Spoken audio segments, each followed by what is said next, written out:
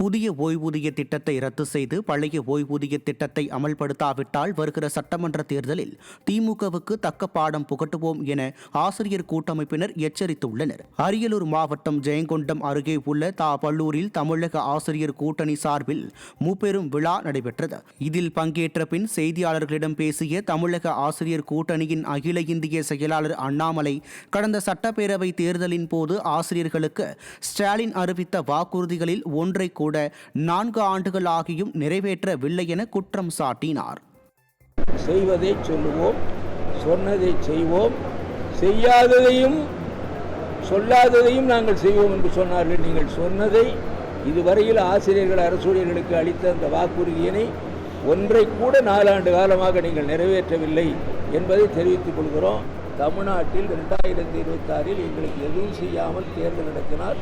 50 இடங்களிலே உங்களுக்கு ஆசிரியர்கள், அரசூழியர்கள், ஓய்வுதாரர்கள், தொழிற்சங்க ஊழியர்கள், அவர்கள் குடும்பத்தைச் சேர்ந்த 1.5 கோடி வாக்காளர்களால் பாதிப்பு ஏற்படும் என்பதை இந்த நேரத்தில் எச்சரிக்கையாக அல்ல, அக்கறை உணர்வோடு தமிழக ஆசிரியர் கூட்டணி சார்பில் 50 அகில இந்திய செயலாளர் முறையும் தெரிவித்தார்.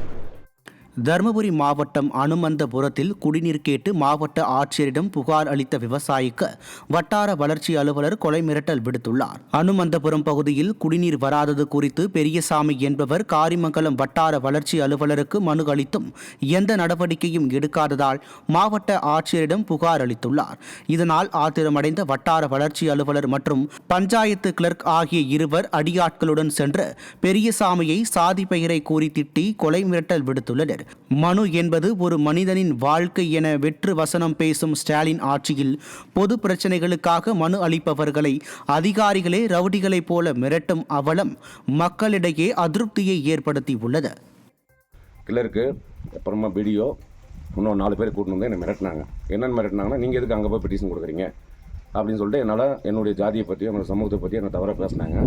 சார், நான் பெட்டிஷன் கொடுத்தா என்னோடய அடிப்படை உரிமை, அதை ஏன் நீங்கள் இந்த மாதிரி பேசுகிறீங்க அப்படின்னு நான் கேட்டதுக்கு எதுவும் நாள் எங்ககிட்ட தான் நீங்கள் கேட்கணும், இன்னும் 2 நாள் வெயிட் பண்ணலாம்ல, எதுக்கு நீ கலெக்டர்கிட்ட கொடுத்த, சரி ஓகே இருக்கட்டும்னு சொல்லிட்டு 350 லிட்டர் தண்ணி கூட சொல்லிக்கிறாங்க ஒரு வீட்டுக்குன்னு சொல்லி சொன்னாங்க. சரி, இங்கே விட்டுட்டாங்க.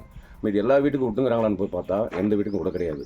இப்போ நான் திரும்ப வந்துட்டு என்னை ஆளாளுக்கு எனக்கு ஃபோன் பண்ணி மிரட்டுறாங்க.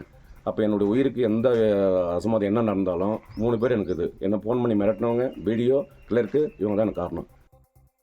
திருப்பூர் பேருந்து நிலையம் அருகே பிச்சை எடுக்க வைக்கப்பட்ட 5 குழந்தைகள் மீட்கப்பட்டனர்.